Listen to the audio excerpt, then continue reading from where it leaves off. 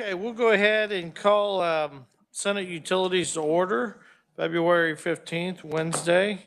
We're going to start back in on Senate Bill 88. We still got a couple testimony left over. That's electing the KCC commissioners.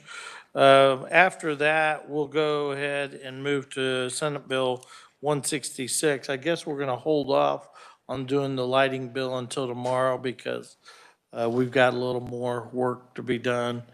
I've been asked to hold off until tomorrow. A friendly amendment. We're gonna have it, it'll be ready to go tomorrow though. Okay, so we'll move back to Senate Bill 88. We'll go back and open the hearing back up. Ed Cross. Thank you, Mr. Chairman, members of the committee. I'm Ed Cross, President of the Kansas Independent Oil and Gas Association, and I'm here today to express our opposition to Senate Bill 88. And with nearly 3,000 members across the state, we're the lead state national advocate for the Kansas oil and gas industry.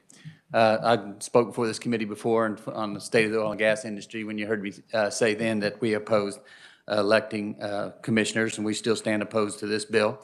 Attempts to restructure the Kansas Corporation Commission in response to high electric prices.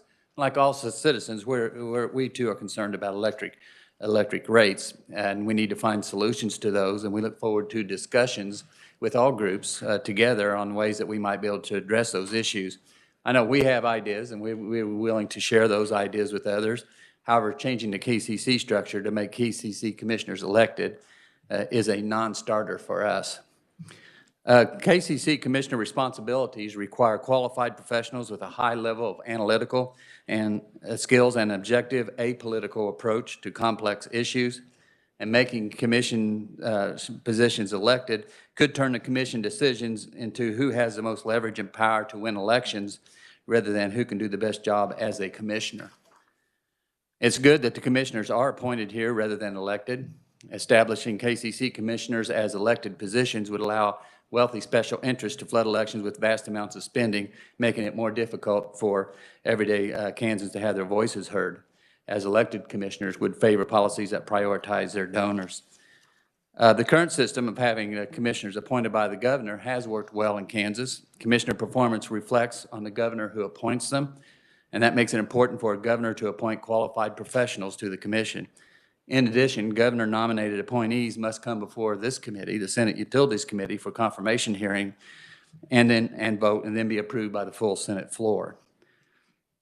One important thing is it should be noted that the KCC regulates not only utility rates, but also motor carrier transportation, pipeline safety, telecommunications, as well as the oil and gas exploration and production industry.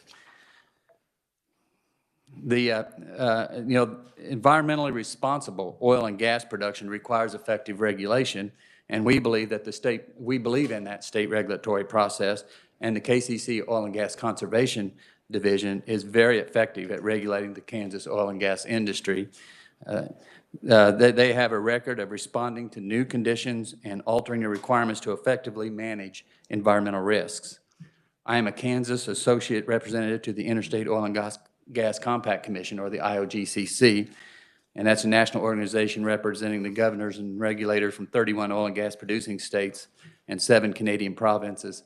And I know from firsthand at those that many states look at the KCC Oil and Gas Conservation Division as a model for effective oil and gas regulation. Senate Bill 88 is a good conversation starter, and other states have public utility commissions with elected commissioners, but they regulate only the utility division and not all of the other divisions that the KCC also regulates. We're open to discussions on these complex issues, and we think there needs to be careful consideration on that. And we would prefer a conversation on how to reduce electric rates with all parties having deliberate and inclusive conversation. That I would say that we stand opposed, and thank you for your time. Stand for questions at the appropriate time. Okay, we'll move to questions. Kimberly Swan. Good afternoon, Mr. Chairman and members of the committee. I appreciate the opportunity to be here before you on behalf of the Kansas Municipal Utilities. We are the statewide trade association for all the municipally owned electric, natural gas, water, and wastewater utilities in the state. And we are focusing our comments today not so much on Section 1 and 2 of the bill, but really on Section 3 of the bill, which Senate Bill 88, which would create in the Office of Attorney General the Utility Regulation Division. And just a little bit of background, we work very, very closely with KCC staff, typically in a collaborative manner on a host of issues ranging from as we prepare today for this evening's weather event and preparing for mutual aid. We're in regular contact with staff at the Kansas Corporation Commission to ensure a safe and reliable system across all of our utilities and across all of our utility types and all of the utilities. Pipeline safety is another really important issue, and the KCC has excellent expert staff that works very closely with our nearly 50 smaller communities that own a natural gas utility. And we can go on and on. We are working with the KCC on issues related to transmission and some federal grants for transmission for both electric co-ops and municipal utilities. And so whether it's water safety, water utility matters, or electric or natural gas matters, low-income energy assistance, workforce training and recruitment, we do a lot with them there. So I guess our point is right now we have a relationship with them that is based on they're our regulatory entity. Their task is similar to ours in ensuring a safe, reliable, affordable utility service all around the state. And can that relationship remain the same when you're going from a regulatory focus to a focus that's more prosecutorial or litigious in nature? So in our comments, I apologize, I did list some information pulled off the National Attorney General's Association about the role of the Attorney General and how the Attorney General views their office and their powers, which is very different than that of a regulatory entity working with regulated utilities or utilities that operate in highly regulated areas. And so I think that our concern is that by moving the KCC staff over to the AG's office, that it might change the dynamic of what is a very important relationship from one that is collaborative, and not to say always in sync, but collaborative, because we all have the same interests in mind, to one that is perhaps a little bit, I don't want to say acrimonious, but maybe it just changes the dynamic. So we do stand in opposition of that particular portion in Senate Bill 88. So with that, I'm happy to answer any questions. Okay, I don't know if we have any more oral testimony. I think everything else is written. Not seeing any other opponents.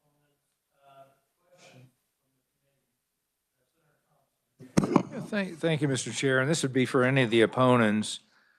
With regard to making it an elected position rather than appointed, would any of you comment on whether or not it would reduce heartburn by expanding it to a 5-member commission rather than 3?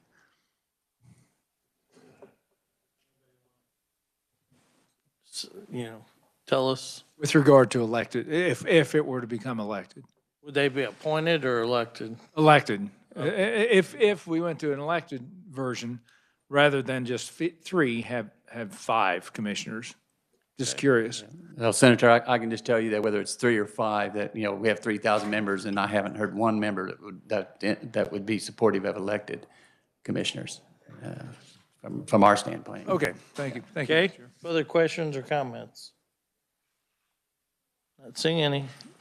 We'll go ahead then close the hearing on 88, and I think we've had some real extensive testimony on that bill, so. Let's move on to open the hearing on Senate Bill 166. Nick, why don't you give us an overview and get us started on that bill?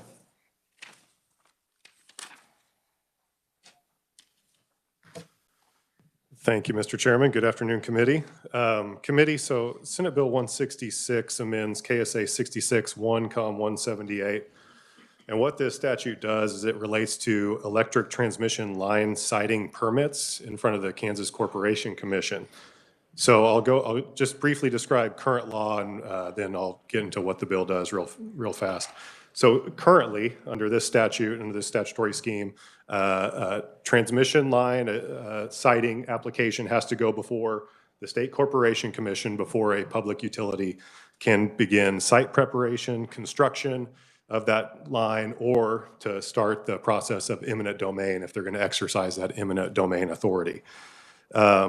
This applies to electric transmission lines that are 230 kV or greater and that are 5 miles in length or more. So this siting application with the KCC has to specify the proposed location, the names and addresses of landowners within 660 feet of that proposed transmission line, and then any other information that's required by the KCC. So then the KCC, once it gets an application, has to hold a public hearing on the siting application, and this public hearing has to be held within 90 days after receipt of the application.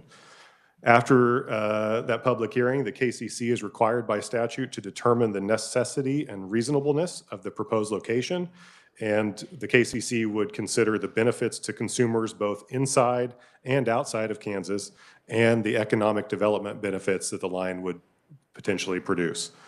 The KCC has to issue a final decision within 120 days following the filing of a transmission siting application. And if it grants an application, the KCC by law is authorized to impose additional conditions on that permit if the conditions are just and reasonable and generally in the public interest. So what Senate Bill 166 would do is it would amend that law, and it would require the KCC to publicly disclose and allow public inspection of any of those transmission line siting applications that are put before the KCC. This would include, this bill looks back as well, so this would include any applications that have been previously submitted under this transmission line siting application process with the KCC. So again, public inspection of those applications would be authorized under this bill. And Mr. Chair, I'd be happy to answer Questions by the committee? Not saying anything, Nick. We'll go ahead and start. John Donnelly, Kansas Farm Bureau. Thank you, Mr. Chairman and members of the committee. I am John Donnelly. I'm here today on behalf of Kansas Farm Bureau. We don't make it a practice of coming in front of the Senate Utilities Committee too often because we feel that oftentimes the behemoths like to come in here and have their squabbles. But here we are today. The behemoths are squabbling. We were researching. We were trying to figure out where's the landowner's voice in this process. We recognize that electricity and public utilities are a public good, but I hope everyone recognizes that landowners bear a significant burden to help provide that public good. So imagine our surprise when we're doing this research when we see a filing with the KCC in the last 30 days that is simple. The historical precedence is when you file for a transmission siting line, you provide the entity filing for that line provides the name, the address, and the parcel ID of the individuals that will be affected by that line within the 660 feet. Imagine our surprise when we see that it was redacted information, the person and the name, or the person and the address that owns that real estate. I'm not saying that they misread the statute. I'm not saying anything like that. What we are here to do is to provide clarity in the law that will make sure that landowners know who is affected by these lines, and they'll also know the neighbors that are affected by these lines. The world's largest utility, as it's stated on their website, is the other party that has redacted this information in the filings.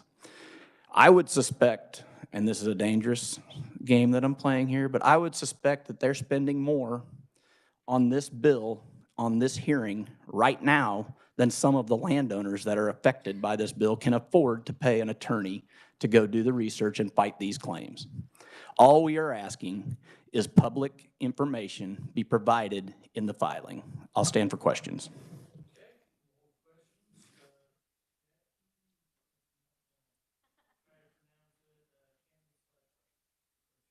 That's okay. I used to have a much easier last name, Newland. Many of you may have known my father.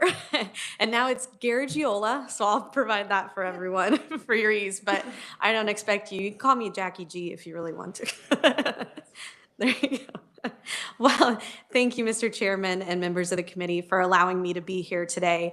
I am testifying in support of SB 166 and representing the Kansas Livestock Association and our over 5,700 members across the state, one of which is here with me. So I'll keep my comments brief today because you'd much rather hear from her and her run-ins with this particular issue. So for us, this is really an issue of private property rights and transparency. When new transmission lines are proposed, landowners should be afforded the necessary information to protect their homes and their businesses. Our members have not, and as you'll see, have not always received this treatment. We believe this bill further clarifies the necessary permit application requirements without placing any additional burden on the developer or the KCC. But this does provide a significant burden on the individual landowner. So we'd like you to take that into consideration when looking at SB 166. And with that, I will keep it very brief, and I'd be happy to stand for questions.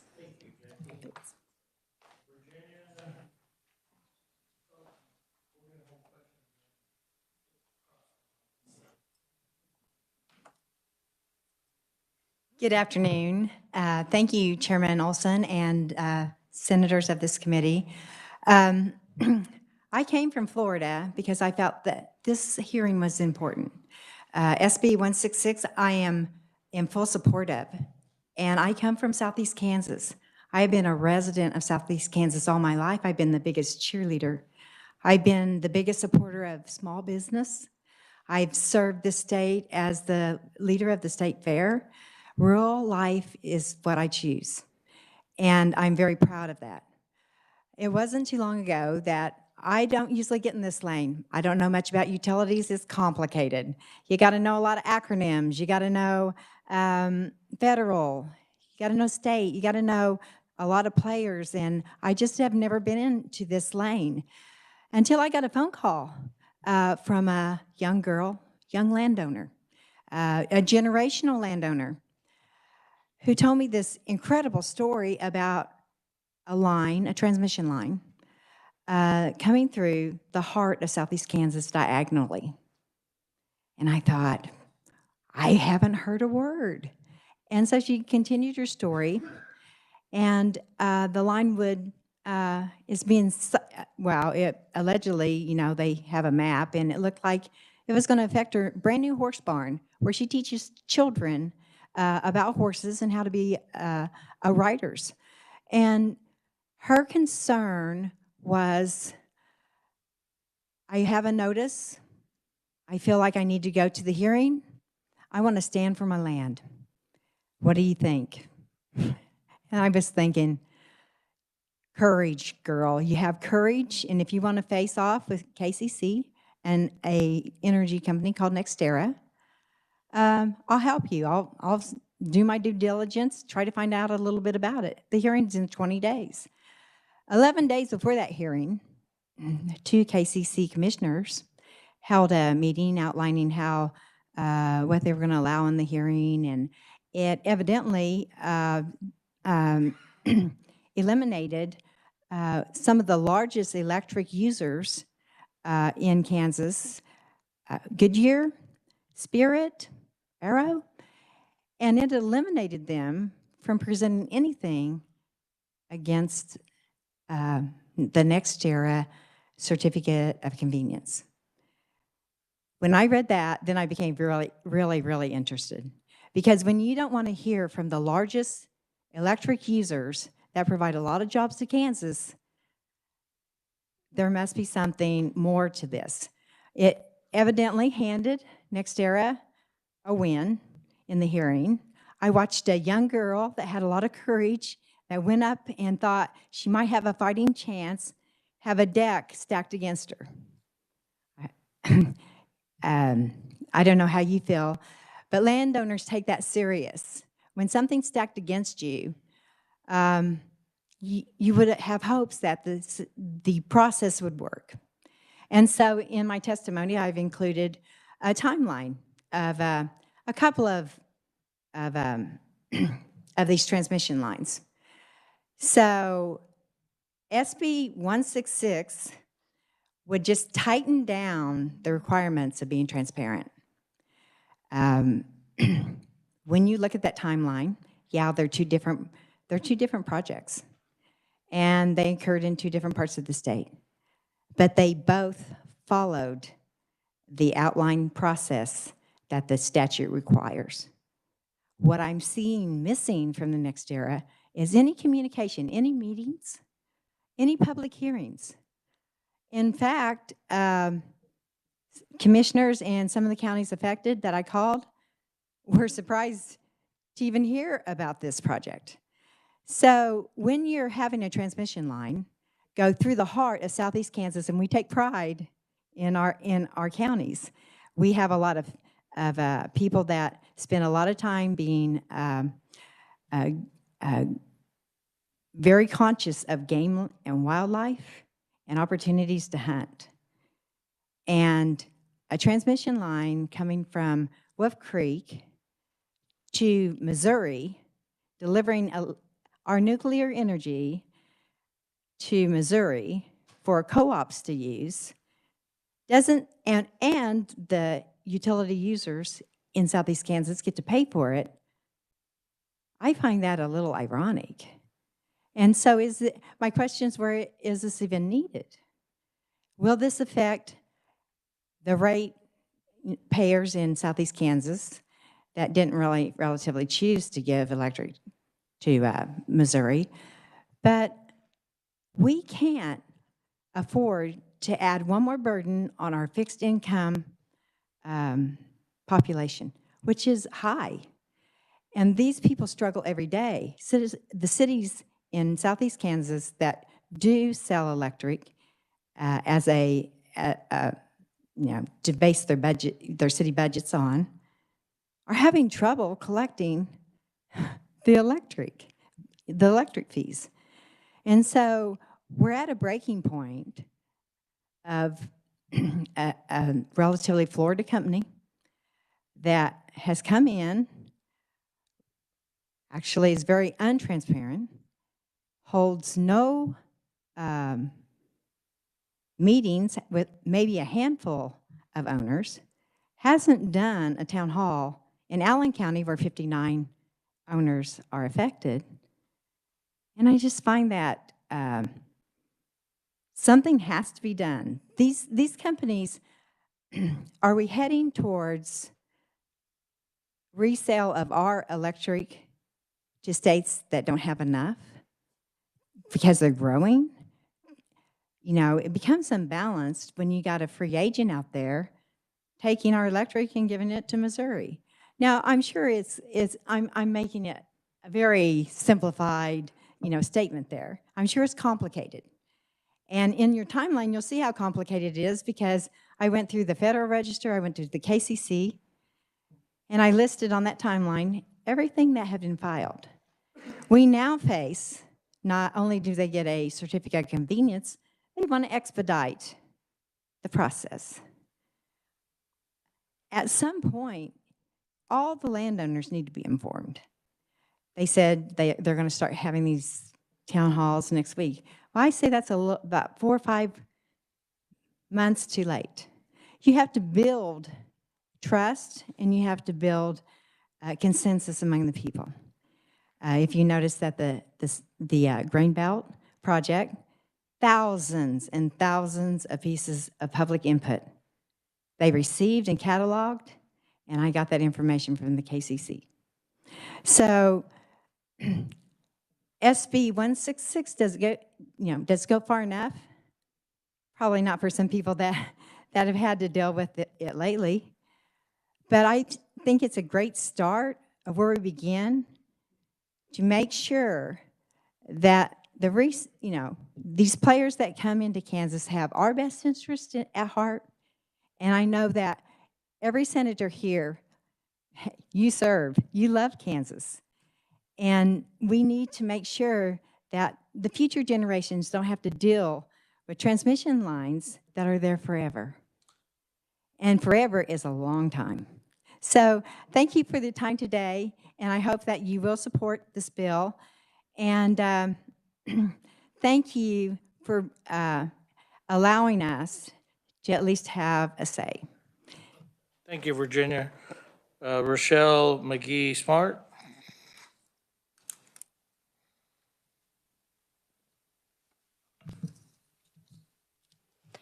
Whoa, sorry about that. Good afternoon. Thank you. I am with the Anderson County KLA. I appreciate your time today. I want to take this opportunity to say I support this bill because it is intended to improve the transparency of the electric transmission line permitting processes. That transparency is sorely needed. I have had some concerns, however, because within the last year, I have seen the KCC ignore the plain language of the few statutes that govern the utilities and the electric transmission lines, statutes that intend to protect landowners and families like mine. I fear the likelihood that the KCC will ignore the newly proposed language as well. I want to give you some examples of why my fears are well grounded.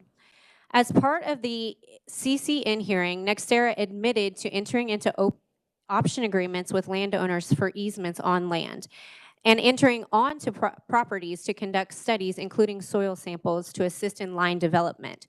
Those admissions demonstrate that NextEra was conducting business in the state of Kansas and taking property interest without first obtaining their CCN.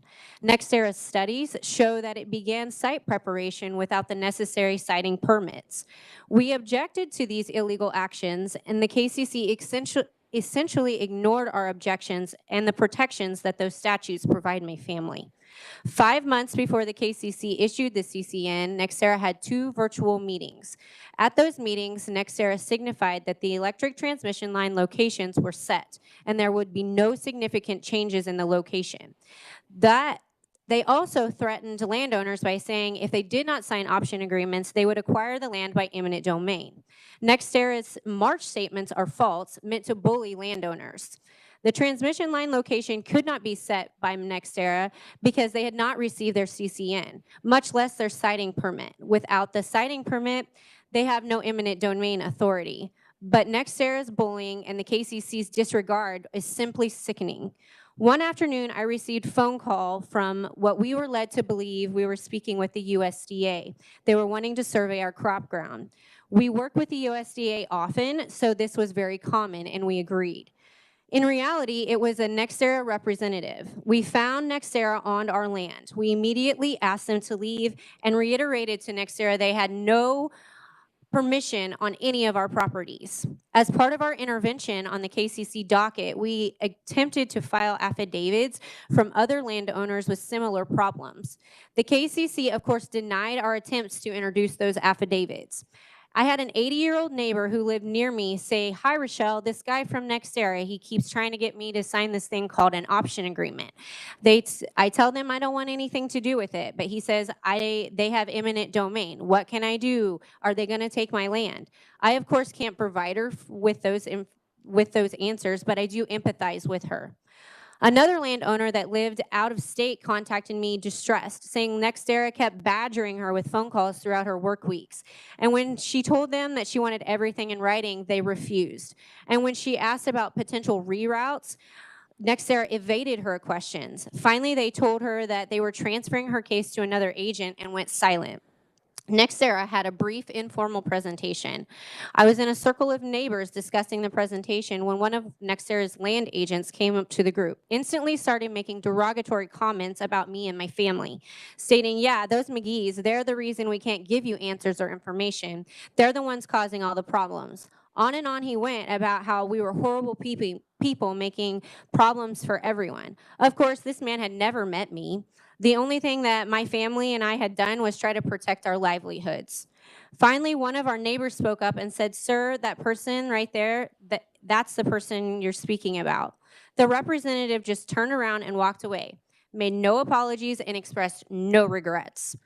Research published in the Journal of Engineering and Technology has reported that the high voltage transmission lines may significantly impact human health, plant, and animals. NextEra attempts to dispute these adverse health effects by stating that they're inconclusive. NextEra's position is very similar to the cigarette companies that they had decades ago.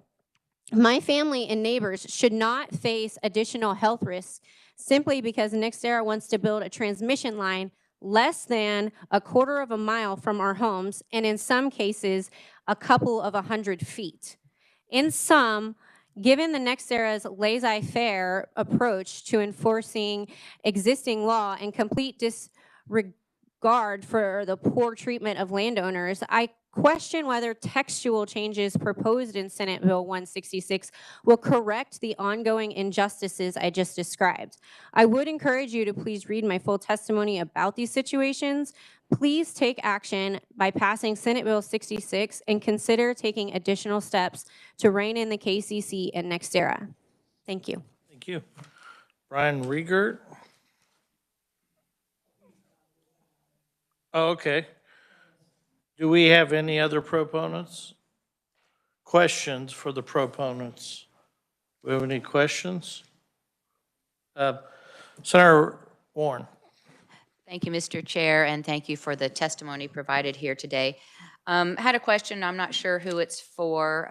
We heard testimony that a landowner had been aware of the public hearing on the application. The public hearing is already required in law. My question is, how was the landowner who would be affected, I guess, by the application that was being heard notified? Is there any notice requirement that landowners are required to receive if you live within 660 feet of the center line? Thank you. Yes, thank you, Mr. Chairman. Thank you, Senator Warren. Yes, so the way I understand the process is that when the landowners were provided, or excuse me, when the, can't grab the word, when NextEra was, they filed their filing, that they did include that the information that is required under this bill, and then that provides the basis for them to notify those landowners. I think the bigger issue is by making this public, it allows the landowners to know all of the other neighbors that are being affected, or depending on the length of the line, they might not be neighbors, but and so that there's that information is publicly accessible, so they know the siting of the line and they know who the landowners are. Because part of the point is one landowner may not have the resources to file in the KCC. This is not a cheap process. So the idea is that they would at least be able to access that information in order to potentially communicate with other neighbors. Does that help? Thank you. It does a little bit. Maybe it's a question for the reviser. Is there a requirement in statute for electric transmission line citing that there be notice sent by the entity who's proposing to site the electric transmission line, that notice be given to the affected landowners? Affirmative notice be given to landowners is my question.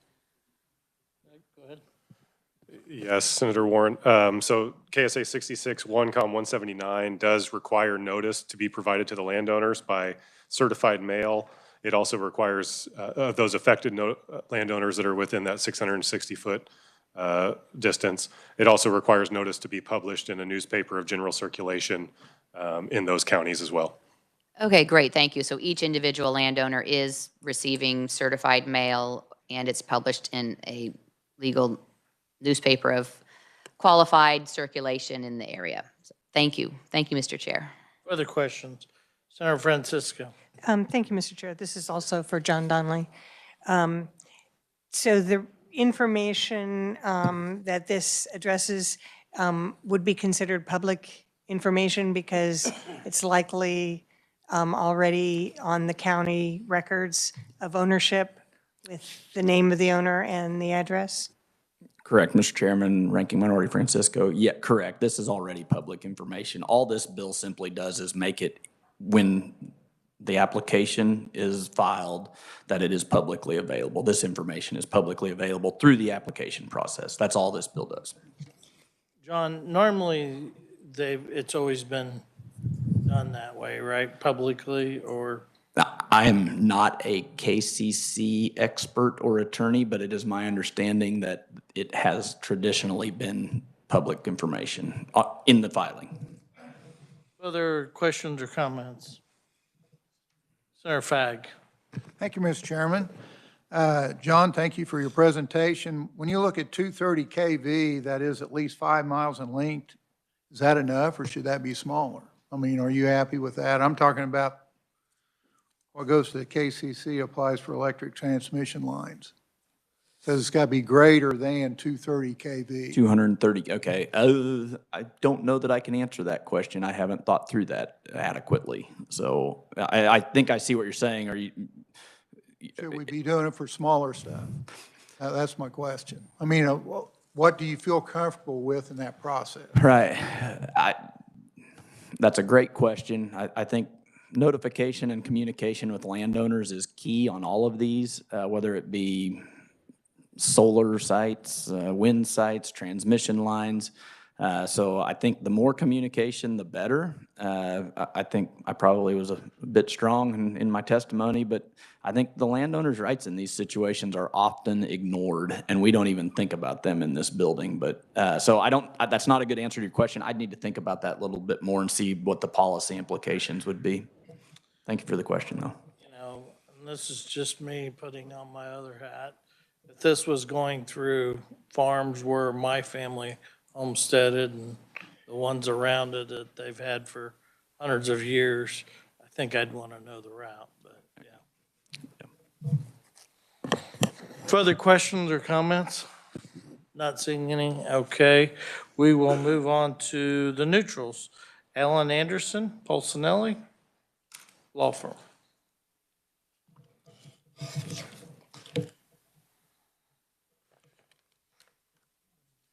And we'll get into some of those questions, but I'm Alan Kloss Anderson, so I'm the vice chair of the Polsinelli Energy Practice Group. We're about 1,000 lawyers across the country working on these types of issues. I'm also adjunct professor of law at the University of Kansas on renewable energy issues, which does include transmission. So first of all, I think we should talk about the bill, and then I'm going to get some of the specifics that were talked about previously. So the bill right now restates what's already in the law. And again, you've got to always joke, Nick's the smartest guy in this building, unfortunately or fortunately, and so you can probably talk to him a little about the language in the bill. But what it states is the line siting application would be available for public inspection. That's what's available right now. And I'll even go through a little of the process, even more specific and a little bit in addition to Senator Warren's question. So first of all, the application and all supporting exhibits are on the KCC website. The application itself is mailed to every landowner on the route. The application, all supporting exhibits are also mailed to each county clerk to be available for in-person inspection and a physical copy should they not, want an electric copy. And then a letter is mailed to each of the landowners on the route, providing the details of where they can find each and every one of those things. So the application and the supporting documents are already provided in excruciating efforts to get it to them so they can see that, including the details. However, any part of a public process does have an intersection with trade secret and confidential information, which is what we're talking about more here. Nothing in the bill retracts the confidential and trade secret information from KSA 1220A, so I don't think it removes that. So any of the application materials would still be subject to that process, which we'll get into detail a little bit here because 99% of the application is still available. There's very limited amount that's redacted, and the one that we're talking about here is this landowner private information, which we'll talk about why we're here today. So nothing in this bill eliminates that, and again, there is a whole lot more to removing confidential and trade secret information because a lot of that information is actually not the applicants. It would pertain to Evergy and some other parties who are part of the line siting process and things that I think you'd want to talk to a whole lot more people because before their information is made completely public. And again, those are also for the greater good of the public. So again, this bill literally makes no change and I think creates confusion by having a bill that adds language that doesn't make a change overall. But let's talk about a lot of the testimony was focused on one particular line with a little touch on another line. So let's talk about that testimony. It is difficult on this process and transmission lines are difficult and working with landowners that are impacted is not easy. There is no way to get around that. That's true of roads, that's true of when we site military bases. It's true of anything where we go through a difficult process, and we can't eliminate that. But let's talk about what happened in this case specific to the confidential information related to landowner, other landowner information, because as we've told you, every landowner gets contacted directly. So in this case, out of an abundance of caution, NextEra files that information confidential. There is a process to deem whether it stays confidential or whether it does not, which that process is going on right now. Understand, if we file that and don't make it confidential, you can never undo that. And I'll talk about specifically the recent precedent and that has occurred since it's been quite a while since Kansas has actually had a line citing case, and a lot has happened in the interim. So it was filed out of abundance of caution, confidential, to allow for the process to make a determination of whether it should be made public. NextEra Energy Transmission is neutral as to that outcome.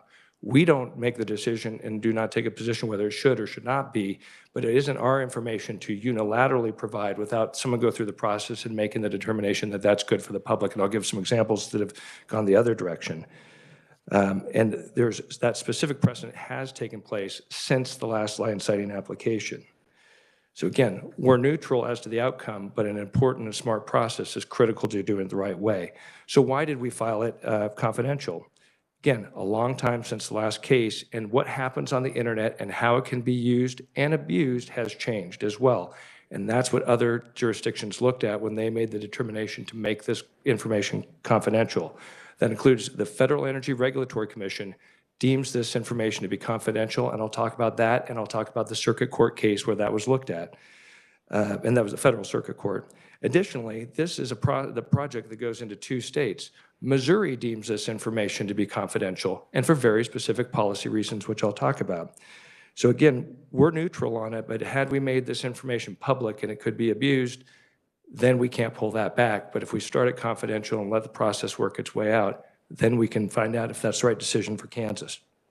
So in the circuit court case, the DC Federal Appellate Court, in Niskanen Center versus FERC, they looked at this very question. It was filed and deemed confidential, and the court found that landowner information was appropriately protected from public disclosure, finding that disclosure would, and this is quote, would constitute a clearly unwarranted invasion of personal privacy. And releasing this information would, quote, expose the landowners to an unwanted invasion of privacy. And when balancing public and private interest, it should favor protecting the significant privacy interests of landowners. So since the last Kansas case, we have a federal circuit court case that made very strong findings, because if you put that information out on the internet now, there's all sorts of data scraping, there's all sorts of solicitation that could come, there's a lot of things that happen because of that, that if we had made this immediately public to the world, that takes place and we can't then never bring that back. Making it confidential allows the process to determine does Kansas want to do that when we have other jurisdictions that are keeping it confidential. You can imagine, had we done that and we made this public, we heard complaints here today about NextEra Land Energy Transmission talking to people that are on the route about that process and the complaints about talking to them. Can you imagine if we would have unleashed then everyone who would want to solicit these people? Everyone, could be capable lawyers, maybe those who aren't capable. It could be other people who want to badger them one direction or the other. It opens them up.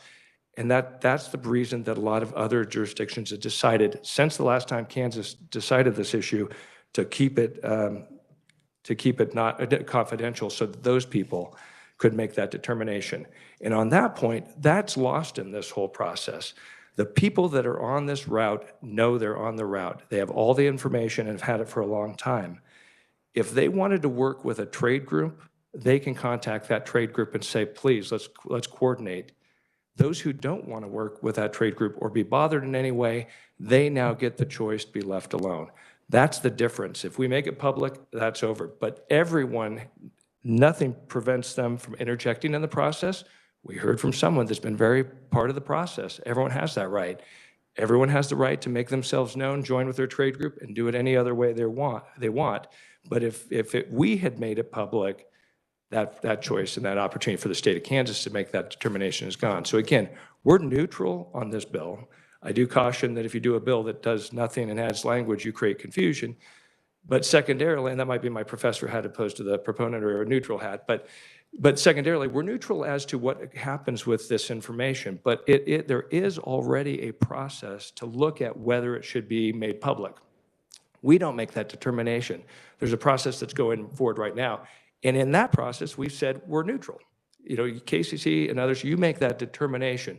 So the last caution I'd say is this is kind of another great example where things are said, tried to make a party that's going through a difficult process the bad actor in something, when there's a lot of real reason that, in fact, in this case, is meant to protect people and prevent us being called before here and say, why'd you let these people information all out there? Can you imagine that if that happened?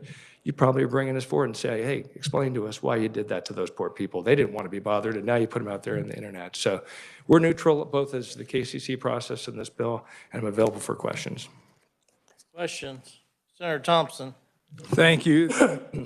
I guess I'm not quite getting it because these are people whose land is going to be acquired probably against their will in the first place, and publicly disclosing them would bother them more or expose them to, I'm just not quite getting it. So, you know, but by making it public, I don't see what problem that would be for the landowners who are independently affected by this directly. Well, as you can imagine, on any issue and in any circumstance, not everyone has the same opinion. There are people that are quite satisfied and happy with how both the process went and the fact that this line is being part of their land, because there is considerable compensation and they get to continue to use the land. So there's a lot of people that are actually pleased with it. That's just the fact. So there are some people that are not, there's some people that are, there's some people who just want to be left alone. So what this would do, if their information is put on the internet, and what the FERC case that we talked about in the federal circuit, as well as Missouri and others, that if people want to come forward and say, I don't like the process, I want to work with my trade group or someone else, they still can. But if you put it out there, they will receive, and that's what we heard today. We want to solicit other people. We want to have, what'll happen, it'll go out there, there'll be national groups that'll start bombarding people, or at least could. There'll be lawyers of good repute and ill repute that'll start bombarding these people, and this will go on. And so they've determined that invasion of their privacy is not, again, some people are happy with the process, some people are not. All will be exposed to that when they have the right to come forward now without being exposed. Quick follow-up. Does somebody whose land is involved in this have the right to publish it on their own? You bet. Okay. There's no prohibition from someone that wants to do something with their own information. We do nothing to prohibit people from doing that. If they want to in fact, that's the point with the trade groups like the Farm Bureau and Livestock. If they want to say, hey, members, let us know if you'd like help, or let me, put on this informational session, anyone can self-select themselves into being part of it. You can put your information on the internet and do it whatever you want. It's protecting the people who said, I want to be left alone. It would make it harder, though, probably to publicize the full extent and location of the line for the entire length of the line, probably, I would imagine. Well, you can go get pretty detailed maps on all those same locations. What you don't, and even has parcel numbers. What you'd have to, so you can see the line quite clearly, and in fact, in each county, there's detailed maps. What you don't have is the name and address and that information. So for solicitation purposes, it probably makes it a little harder. It doesn't go onto the internet that way, so data scraping companies and that kind of thing have to work a little harder. But someone in a county can look at a map and see where the line's going. Thank you, Mr. Chair. Other questions or comments? Senator Francisco. Thank you, Mr. Chair. You've referred quite a few times to a trade group. These are individuals who own property. What do you mean by their trade group or? Well, so the two proponents are here, for example, if they want to work with Farm Bureau, if they want to work with, cattlemen, if they want to work with any of those groups, I think that there's nothing prohibiting them. If they want to start their own group and say, hey, we're starting this group in order to, advocate for whatever position, it could be a pro, could be against, could be whatever, they can do that and tell people, anyone that's on this line, come to us, we'll help you. Only thing that's different here is people get to self-select whether they're going to join that group as opposed to having their information put on the internet. I guess I find it kind of odd that you guys are so concerned about the land you're trying to acquire that you're not gonna put their information out. So they can know whose land's being acquired. Exactly. I mean, to me, that's just odd. I'd want to publicly disclose all I could because, allow them to have every avenue to, try, in my mind, I think this causes more uproar than anything else because it's almost like you don't want to disclose something. People are happier when they know the whole story. And when you put the whole story out there, you tell the whole story, it might not be as bad for you. But if you don't put the whole story out there, they're skeptical from day one. And so I think that's just kind of ironic. Yeah, well, I'll tell you, again, we're neutral. If people want to, if this wants to be made public, we have no problem with that, and it'll be made public. The question is on the decision. We have to make a decision based on, if you read the FERC court case, as well as how Missouri and others have since made that determination. Once you put that information out there, you can't pull it back. Whereas if we go through the process and then it becomes public, we can do that. Would it have been easier for just to say we're just putting it out there? Maybe, but that doesn't make it the right decision. So we are stuck with trying to do things right by a broader group of people than a small group. So I hear you, and again, it would have been easier for us to put that information out. Senator Francisco. Thank you, Mr. Chair. So to follow up on this question of trade group, because I know people who belong to the Farm Bureau, I know people who belong to the Livestock Association, I know people who belong to the Kansas Farmers Union, I know some nut tree growers that I don't think belong to any of those associations. So I think it could be hard for people to just contact the Farm Bureau and expect every member along that line then to be able to send their information. You might be able to connect the dots because you might be able to start creating a line, but I wouldn't want to make an assumption in something like this that people necessarily are members of some organization to be able to share that information. Yeah, and I would expect that most of their members probably don't want their information on the internet either, but we're here talking about it based on the proponents that came forward and said, please put all our members' information on there. So that may be true, that that's not going to be the place to do that. Again, we're neutral. So if they want to put it out there to the world and subject people, that's fine. If they want to keep it confidential, that's fine with us. We were stuck with that decision as we sit here today knowing there's a process to make the determination. We had to go with cautious. Because if we put it out there and people are exposed, you're going to get the phone calls and tell us we're bad people for doing that to people. And so if we put it out there, we're going to hear that we should have done more transparency. I get it. Through this process, someone's going to be unhappy. And we're stuck because we're truly neutral. If it's better for the state of Kansas to make this public, different than FERC, different than Missouri, fine. It's from that regard. Kansas. I was about to make a joke about, well, different from Missouri might be, yeah. So yeah, no, that's right. And we can make our own determination. Senator Warren and then Thompson. Thank you, Mr. Chair, and thank you for your testimony today. So when we're talking about siting electric transmission lines, we're talking about the constitutional exercise of eminent domain power. Is that right? Or is that not? We're talking about something else. And yeah, this is going through the statutory and other processes related to eminent domain. Well, at least we would have available eminent domain. We try to, in any project that has that is a method of last resort. And that's why people are contacted to say, hey, we'd like to work something out with people. But ultimately, and in these types of projects, not just with transmission, that is the ultimate last resort. Senator Thompson. And with regard to, for example, the one example, Wolf Creek to Blackberry, NextEra was granted public utility status for that particular project, and therefore does have eminent domain powers in that situation. Correct. Okay. Thank you. In the case of transmission, they are a public utility, and that's the only reason that is. So that differs from other things where the project is not a public utility. It is public utility status. With regard to the lines that are longer than 5 miles and lower than the 234 kV, those would not be necessarily those aren't the big transmission projects. Those are the smaller lines, more. Correct, but so public utilities in that would still have a process where eminent domain could be utilized. In this case, we're just talking about this line. The bigger lines, yeah. Okay, thank you. Senator Warren. Thank you, Mr. Chair. Just a follow-up comment to the comment from the chair. And if we're talking about the exercise of eminent domain, you get to exercise eminent domain for the taking of land for a public purpose. So I would think that, to echo again the comments of the chair, that if we're talking about taking property, private property for a public purpose, we ought to make the information public and transparent. And it's already public record who owns the land, so we're not really disclosing anything further that's not a public record already, just making it more accessible, it seems. So, Well, it's, thank you, Mr. Chair.